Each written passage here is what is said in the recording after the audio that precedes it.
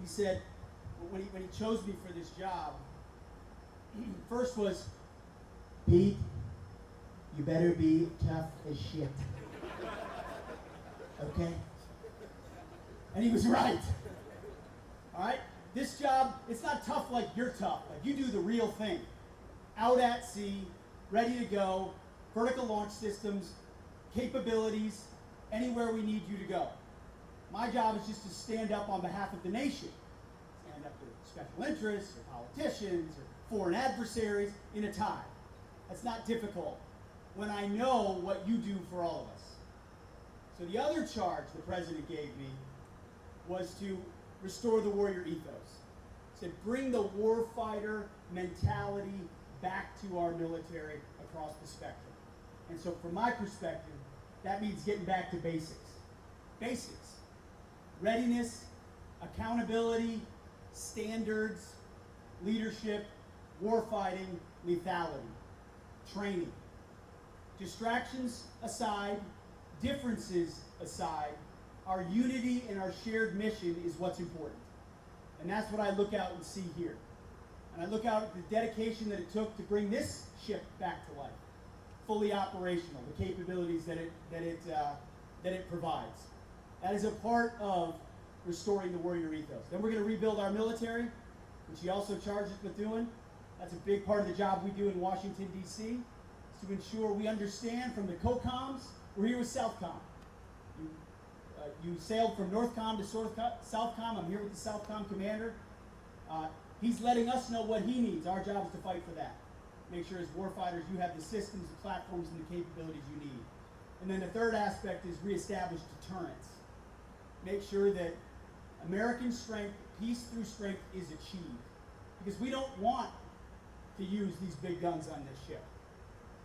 The idea is to be strong enough to deter, to prevent conflict. President Trump doesn't want to start new conflicts, doesn't seek conflict. But strength brings peace.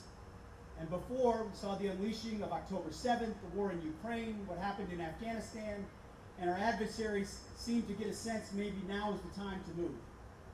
Now, that is not the case. Not under this Commander-in-Chief, not with this Defense Department. We are standing strong, getting the capabilities to the hands of the warfighters, prepared to deter across the globe. And that's why we're here in Panama with our Panamanian partners, to ensure that we take back the Panama Canal from Chinese influence with our partners, by, with, and through the Panamanians.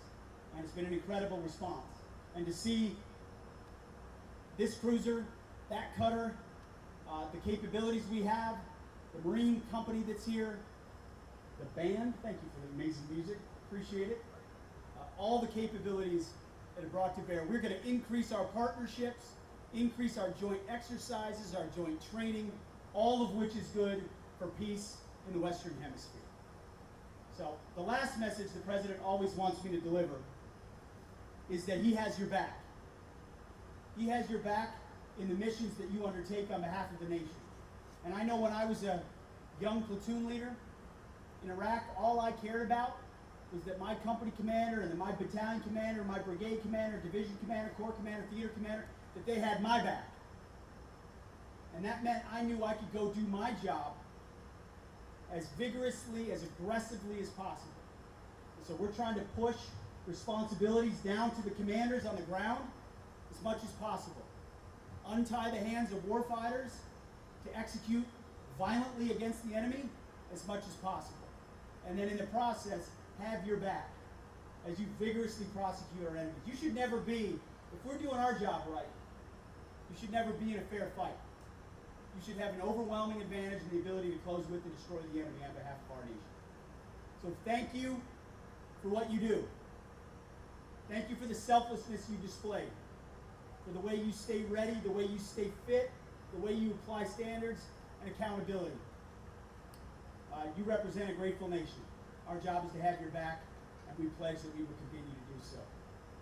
So what's the phrase that we say to get you guys to yell? What is it? Booyah. That's not it.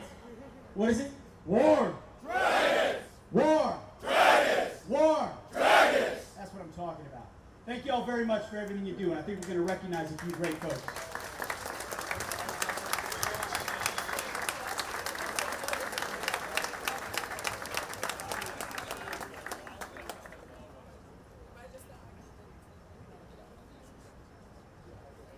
Fireman Rivera has performed miles above his pay grade and has been vital to the completion of emergent repairs on one of 3 generators, a bleed air system, and loop oil service pump, keeping our engineering plant ready to answer all bells.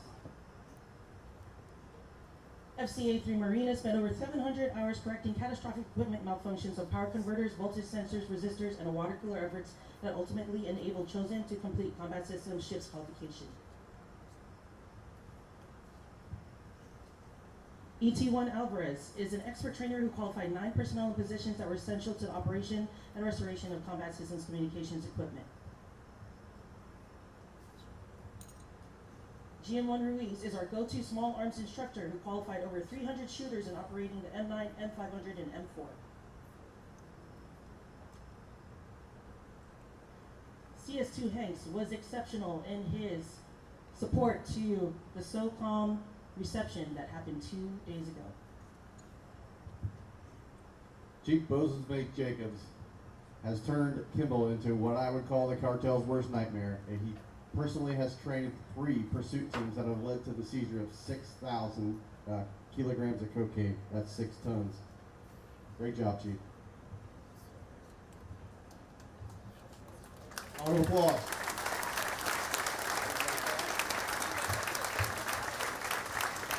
Everybody fall out.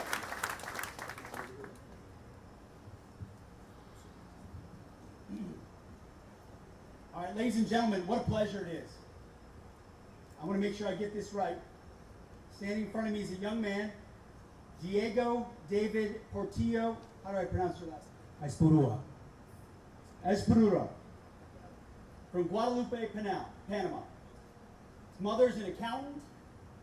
His father's an auditor. His parents grew up in a working class neighborhood in Panama City. He's one of 4 siblings. Top 10% of his class, plays football, soccer.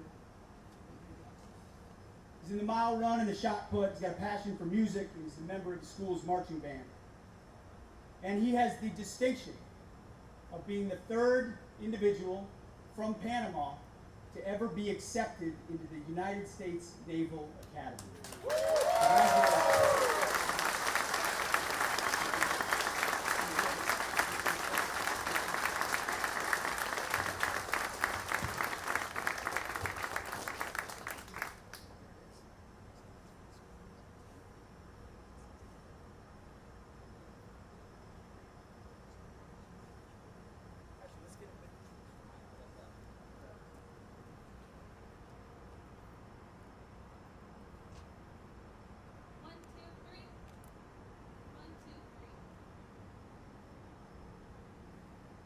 Congratulations.